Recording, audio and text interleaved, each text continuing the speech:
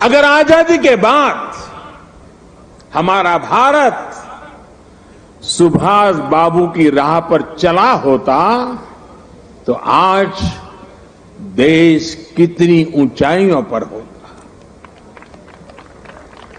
लेकिन दुर्भाग्य से आजादी के बाद हमारे इस महान नायक को भुला दिया गया। नेताजी सुभाष कहा करते थे, भारत वो देश नहीं जो अपने गौरवमयी इतिहास को भुला दे। भारत का गौरवमयी इतिहास हर भारतीय के खून में है। आज के इस ऐतिहासिक कार्यक्रम, इस पर पूरे देश की दृष्टि है। सभी देशवासी इस समय इस कार्यक्रम से जुड़े हुए हैं। मैं इस ऐतिहासिक क्षण के साक्षी बन रहे सभी देशवासियों का हृदय से स्वागत करता हूं, अभिनंदन करता हूं। इस ऐतिहासिक क्षण में मेरे साथ मंत्रिमंडल के मेरे साथी श्री हरदीप पुरी जी, किशन रेड्डी जी, अर्जुन राम मेघवाल जी, मीनाक्षी लेखी जी, कौशल किशोर जी आज मेरे साथ मंच पर उपस्थित हैं। देश के अनेक गणमान्य अतिथिगण ये भी आज यहां उपस्थित है। साथियों, आजादी के अमृत महोत्सव में देश को आज एक नई प्रेरणा मिली है, नई ऊर्जा मिली है। आज हम गुजरे हुए कल को छोड़कर आने वाले कल की तस्वीर में नए रंग भर रहे हैं। आज जो हर तरफ ये नई आभा दिख रही है, वो नए भारत के आत्मविश्वास की आभा है। गुलामी का प्रतीक किंग्स वे यानी राजपथ आज से इतिहास की बात हो गया है, हमेशा के लिए मिट गया है। आज कर्तव्य पथ के रूप में नए इतिहास का सृजन हुआ है। मैं सभी देशवासियों को आजादी के इस अमृत काल में गुलामी की एक और पहचान से मुक्ति के लिए बहुत बहुत बधाई देता हूं। साथियों, आज इंडिया गेट के समीप हमारे राष्ट्र नायक नेताजी सुभाष चंद्र बोस की विशाल प्रतिमा भी, मूर्ति भी स्थापित हुई है। गुलामी के समय यहां ब्रिटिश राज सत्ता के प्रतिनिधि की प्रतिमा लगी हुई थी। आज देश ने उसी स्थान पर नेताजी की मूर्ति की स्थापना करके आधुनिक और सशक्त भारत की प्राण प्रतिष्ठा भी कर दी है। वाकई ये अवसर ऐतिहासिक है, ये अवसर अभूतपूर्व है। हम सभी का सौभाग्य है कि हम आज का ये दिन देख रहे हैं, इसके साक्षी बन रहे हैं।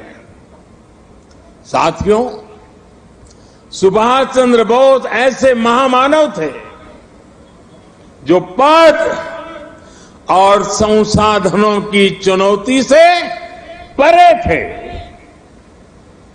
उनकी स्वीकार्यता ऐसी थी कि पूरा विश्व उन्हें नेता मानता था। उनमें साहस था, स्वाभिमान था, उनके पास विचार थे, विजन था, उनके नेतृत्व की क्षमता थी, नीतियां थी। नेताजी सुभाष कहा करते थे, भारत वो देश नहीं जो अपने गौरवमयी इतिहास को भुला दे। भारत का गौरवमयी इतिहास हर भारतीय के खून में है, उसकी परंपराओं में है। नेताजी सुभाष भारत की विरासत पर गर्व करते थे और भारत को जल्द से जल्द आधुनिक भी बनाना चाहते थे। अगर आजादी के बाद हमारा भारत सुभाष बाबू की राह पर चला होता तो आज देश कितनी ऊंचाइयों पर होता। लेकिन दुर्भाग्य से आजादी के बाद हमारे इस महानायक को भुला दिया गया। उनके विचारों को, उनसे जुड़े प्रतीकों तक को नजरअंदाज कर दिया गया। सुभाष बाबू के 125वें जयंती वर्ष के आयोजन के अवसर पर मुझे कोलकाता में उनके घर जाने का सौभाग्य मिला था। नेताजी से जुड़े स्थान पर उनकी जो अनंत ऊर्जा थी, मैंने उसे महसूस किया।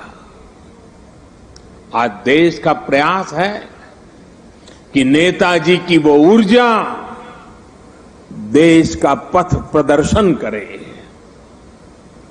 कर्तव्य पथ पर नेताजी की प्रतिभा इसका माध्यम बनेगी। देश की नीतियों और निर्णयों में सुभाष बाबू की छाप रहे, ये प्रतिमा इसके लिए प्रेरणा स्रोत बनेगी। भाइयों और बहनों, पिछले 8 वर्षों में हमने एक के बाद एक ऐसे कितने ही निर्णय लिए हैं जिन पर नेताजी के आदर्शों और सपनों की छाप है। नेताजी सुभाष अखंड भारत के पहले प्रधान थे जिन्होंने 1947 से भी पहले अंडमान को आजाद कराकर तिरंगा फहराया था। उस वक्त उन्होंने कल्पना की थी कि लाल किले पर तिरंगा फहराने की क्या अनुभूति होगी। इस अनुभूति का साक्षात्कार मैंने स्वयं किया जब मुझे आजाद हिंद सरकार के 75 वर्ष होने पर लाल किले पर तिरंगा फहराने का सौभाग्य मिला। हमारी ही सरकार के प्रयास से लाल किले में नेताजी और आजाद हिंद फौज से जुड़ा म्यूजियम भी बनाया गया है। साथियों, मैं वो दिन भूल नहीं सकता जब 2019 में गणतंत्र दिवस की परेड में आजाद हिंद फौज के सिपाहियों ने भी हिस्सा लिया था। इस सम्मान का उन्हें दशकों से इंतजार था। अंडमान में जिस स्थान पर नेताजी ने तिरंगा फहराया था, मुझे वहां भी जाना था। जाने का अवसर मिला, तिरंगा फहराने का सौभाग्य मिला। वो क्षण हर देशवासी के लिए गर्व का क्षण था। भाइयों और बहनों, अंडमान के वो द्वीप जिसे नेताजी ने सबसे पहले आजादी दिलाई थी, वो भी कुछ समय पहले तक गुलामी की निशानियों को ढोने के लिए मजबूर थे। आजाद भारत में भी उन द्वीपों के नाम अंग्रेजी शासकों के नाम पर थे। हमने गुलामी की उन निशानियों को मिटाकर इन द्वीपों को नेताजी सुभाष से जोड़कर भारतीय नाम दिए, भारतीय पहचान दी। साथियों, आजादी के 75 वर्ष पूरे होने पर देश ने अपने लिए 5 प्राणों का विजन रखा है। इन 5 प्राणों में विकास के बड़े लक्ष्यों का संकल्प है, कर्तव्यों की प्रेरणा है।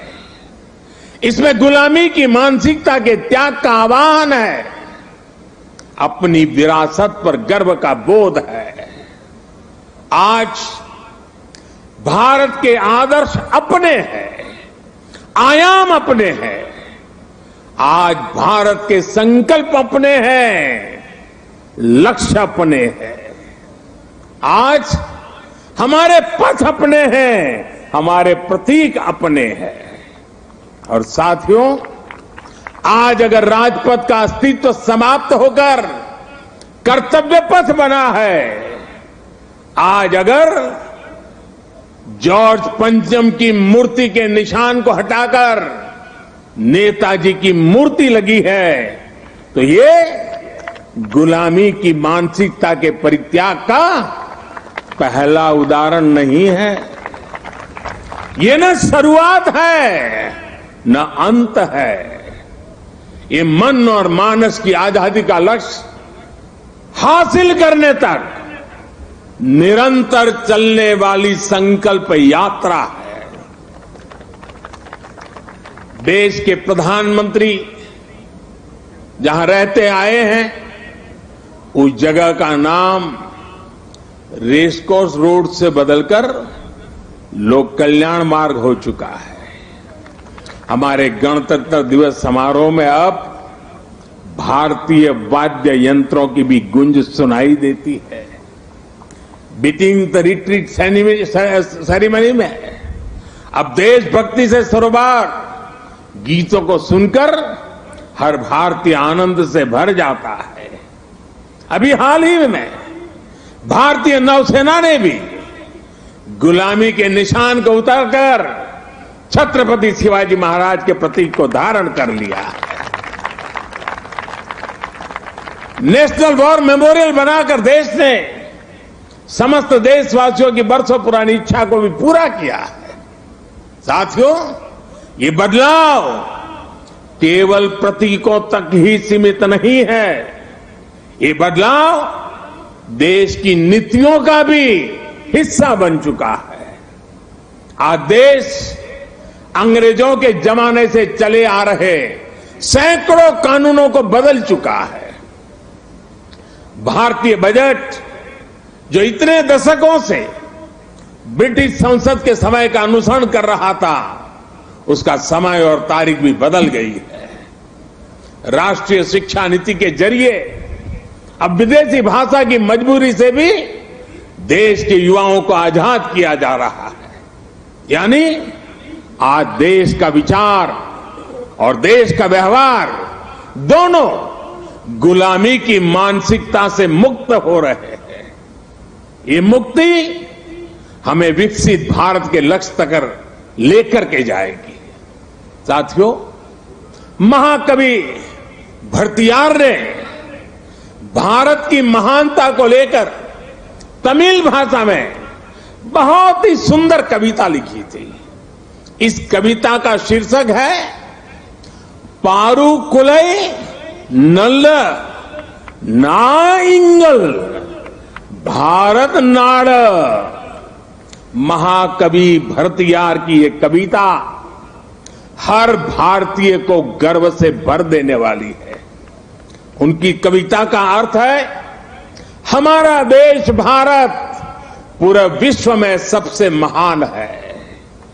ज्ञान में, अध्यात्म में, गरिमा में, अन्नदान में, संगीत में, शाश्वत कविताओं में हमारा देश भारत पूरे विश्व में सबसे महान है। वीरता में, सेनाओं के शौर्य में, करुणा में, दूसरों की सेवा में, जीवन के सत्य को खोजने में, वैज्ञानिक अनुसंधान में हमारा देश भारत पूरे विश्व में सबसे महान है।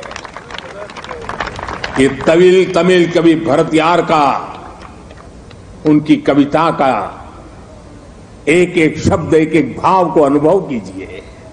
साथियों, गुलामी के उस कालखंड में ये पूरे विश्व को भारत की हुंकार थी। ये हमारे स्वतंत्र सेनानियों का आह्वान था। जिस भारत का वर्णन भरतियार ने अपनी कविता में किया है, हमें उस सर्वश्रेष्ठ भारत का निर्माण करके ही रहना है और इसका रास्ता इस कर्तव्य पथ से ही जाता है।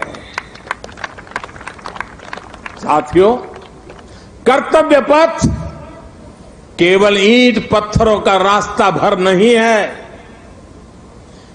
ये भारत के लोकतांत्रिक अतीत और सर्वकालिक आदर्शों का जीवंत मार्ग है। यहां जब देश के लोग आएंगे, वो नेताजी की प्रतिमा, नेशनल वॉर मेमोरियल, ये सब उन्हें कितनी बड़ी प्रेरणा देंगे। उन्हें कर्तव्य बोध से ओतप्रोत करेंगे। इसी स्थान पर देश की सरकार काम कर रही है। आप कल्पना करिए, देश ने जिन्हें जनता की सेवा का दायित्व सौंपा हो, उन्हें राजपथ जनता का सेवक होने का एहसास कैसे कराता? अगर पथ ही राजपथ हो तो यात्रा लोकमुखी कैसे होगी? राजपथ ब्रिटिश राज के लिए था, जिनके लिए भारत के लोग गुलाम थे। राजपथ की भावना भी गुलामी का प्रतीक थी, उसकी संरचना भी गुलामी का प्रतीक थी। आज इसका आर्किटेक्चर भी बदला है और उसकी आत्मा भी बदली है। अब देश के सांसद, मंत्री, अधिकारी जब इस उनमें नेशन फर्स्ट, राष्ट्र ही प्रथम, इस भावना का प्रवाह प्रतिपल संचारित होगा। साथियों, आज के इस अवसर पर मैं अपने उन श्रमिक साथियों का विशेष आभार व्यक्त करना चाहता हूं, जिन्होंने कर्तव्य पथ को केवल बनाया ही नहीं है, बल्कि अपने श्रम की पराकाष्ठा से देश को कर्तव्य पथ दिखाया भी है। मुझे अभी उन श्रमजीवियों से मुलाकात का भी अवसर मिला। उनसे बात करते समय मैं महसूस कर रहा था कि देश के गरीब, मजदूर और सामान्य मानवी के भीतर भारत का कितना भव्य सपना बसा हुआ है। अपना पसीना बहाते समय वो उसी सपने को सजीव कर देते हैं। और आज जब मैं इस अवसर पर मैं उन हर गरीब मजदूर को भी देश की तरफ से धन्यवाद करता हूं, उनका अभिनंदन करता हूं, जो देश के अभूतपूर्व विकास को ये हमारे श्रमिक भाई गति दे रहे हैं। और जब मैं आज इन श्रमिक भाई बहनों से मिला तो मैंने उनसे कहा है कि इस बार 26 जनवरी को जिन्होंने यहां पर काम किया है, जो श्रमिक भाई है, वो परिवार के साथ मेरे विशेष अतिथि रहेंगे 26 जनवरी के कार्यक्रम।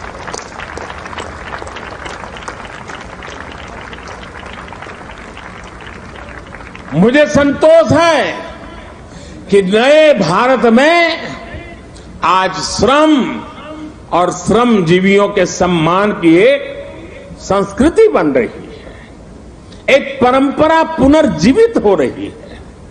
और साथियों, जब नीतियों में संवेदनशीलता आती है तो निर्णय भी उतने ही संवेदनशील होते चले जाते हैं। इसलिए देश अब अपनी श्रम शक्ति पर गर्व कर रहा है। श्रमेव जयते आज देश का मंत्र बन रहा है।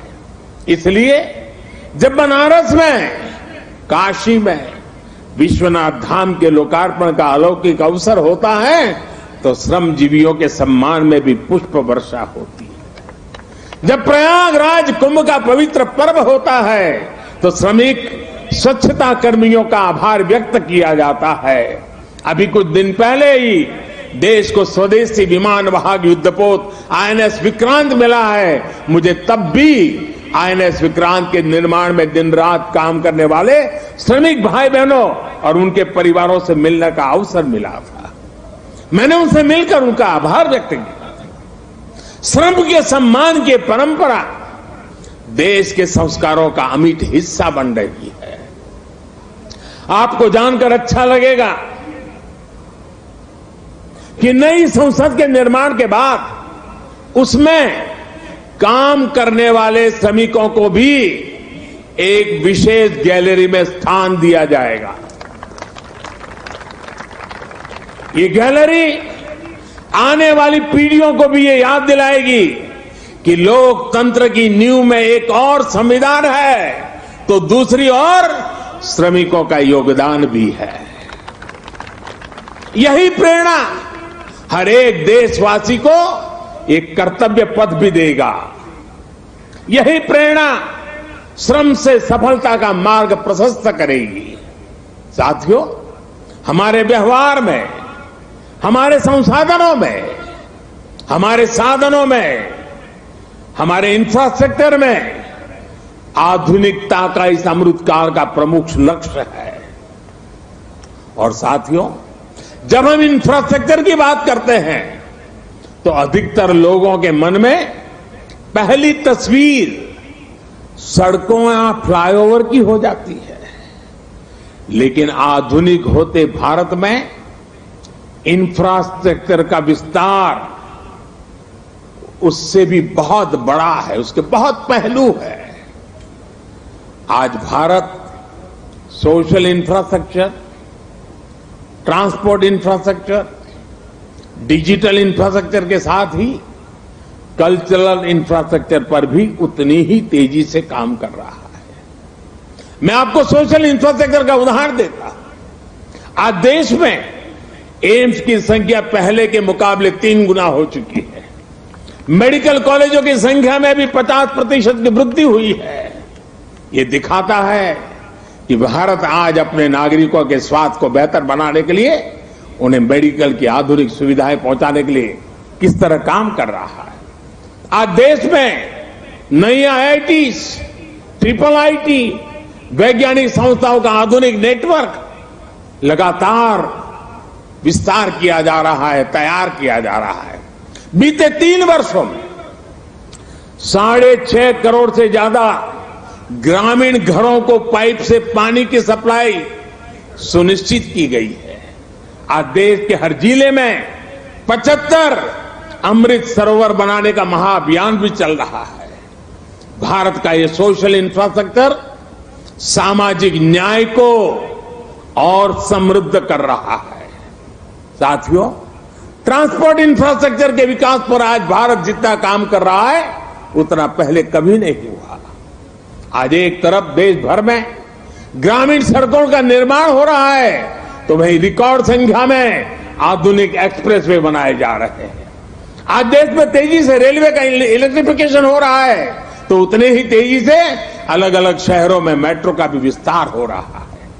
आज देश में अनेकों नए एयरपोर्ट बनाए जा रहे हैं तो वाटरवे की संख्या में भी अभूतपूर्व वृद्धि की जा रही है। डिजिटल इंफ्रास्ट्रक्चर के निर्माण में तो भारत आज पूरे विश्व के अग्रणी देशों में अपनी जगह बना चुका है। 1.5 लाख से ज्यादा पंचायतों तक ऑप्टिकल फाइबर पहुंचाना हो, डिजिटल पेमेंट के नए रिकॉर्ड हो, भारत की डिजिटल प्रगति की चर्चा पूरी दुनिया में हो रही है। भाई और बहनों, इंफ्रास्ट्रक्चर के इन कार्यों के बीच भारत में कल्चरल इंफ्रास्ट्रक्चर पर जो काम किया गया है उसकी उतनी चर्चा नहीं हो पाई है। प्रसाद स्कीम के तहत देश के अनेकों तीर्थ स्थलों का पुनरुद्धार किया जा रहा है। काशी, केदारनाथ, सोमनाथ से लेकर करतारपुर साहिब कॉरिडोर तक के लिए जो कार्य हुआ है वो अभूतपूर्व है। और साथियों, जब हम कल्चरल इंफ्रास्ट्रक्चर की बात करते हैं तो उसका मतलब सिर्फ आस्था की जगहों से जुड़ा इंफ्रास्ट्रक्चर ही नहीं है। इंफ्रास्ट्रक्चर जो हमारे इतिहास से जुड़ा हुआ हो, जो हमारे राष्ट्र नायक और राष्ट्र नायिकाओं से जुड़ा हुआ हो, जो हमारी विरासत से जुड़ा हो, उसका भी उतना ही तत्परता से निर्माण किया जा रहा है। सरदार पटेल की स्टैच्यू ऑफ यूनिटी हो या फिर आदिवासी स्वतंत्रता सेनानियों को समर्पित म्यूजियम, पीएम म्यूजियम हो या फिर बाबा Saheb Ambedkar memorial, national war memorial हो या फिर नेशनल पुलिस मेमोरियल, ये कल्चरल इंफ्रास्ट्रक्चर के उदाहरण है। ये परिभाषित करते हैं कि एक राष्ट्र के तौर पर हमारी संस्कृति क्या है, हमारे मूल्य क्या है और कैसे हम इन्हें सहज रहे हैं। एक आकांक्षी Bharat social infrastructure, transport infrastructure, digital infrastructure के साथ ही कल्चरल इंफ्रास्ट्रक्चर को गति देते हुए तेज प्रगति कर सकता है। मुझे खुशी है कि आज कर्तव्य पथ के रूप में देश को कल्चरल इंफ्रास्ट्रक्चर का एक और बेहतरीन उदाहरण मिल रहा है। आर्किटेक्चर से लेकर के आदर्शों तक आपको यहां भारतीय संस्कृति के दर्शन भी होंगे और बहुत कुछ सीखने को भी मिलेगा। मैं देश के हर नागरिक का आह्वान करता हूं, आप सभी को आमंत्रण देता हूं, आइए इस नवनिर्मित कर्तव्य पथ को आकर देखिए। इस निर्माण में आपको भविष्य का भारत नजर आएगा। यहां की ऊर्जा आपको हमारे विराट राष्ट्र के लिए एक नया विजन देगी, एक नया विश्वास देगी। और कल से लेकर के अगले 3 दिन यानी शुक्र, शनि और रवि 3 दिन यहां पर नेताजी सुभाष बाबू के जीवन पर आधारित शाम के समय ड्रोन शो भी आयोजन होने वाला है। आप यहां आइए, अपने और अपने परिवार की तस्वीरें खींचिए, सेल्फी लीजिए। इन्हें आप हैशटैग कर्तव्य पथ से सोशल मीडिया पर भी जरूर अपलोड करें। मुझे पता है ये पूरा क्षेत्र दिल्ली के लोगों की धड़कन है। यहां शाम को बड़ी संख्या में लोग अपने परिवार के साथ आते हैं, समय बिताते हैं। कर्तव्य पथ की प्लानिंग, डिजाइनिंग और लाइटिंग इसे ध्यान में रखते हुए भी की गई है। मुझे विश्वास है कर्तव्य पथ की ये प्रेरणा देश में कर्तव्य बोध का जो प्रवाह पैदा करेगी, ये प्रवाह ही हमें नए और विकसित भारत के संकल्प की सिद्धि तक लेकर जाएगा। इसी विश्वास के साथ आप सभी का एक बार फिर बहुत बहुत धन्यवाद करता हूं। मेरे साथ बोलेंगे, मैं कहूंगा नेताजी, आप बोलिए अमर रहे, अमर रहे। नेताजी, नेताजी, नेताजी, भारत माता की, भारत माता की, वंदे वंदे वंदे। बहुत बहुत धन्यवाद।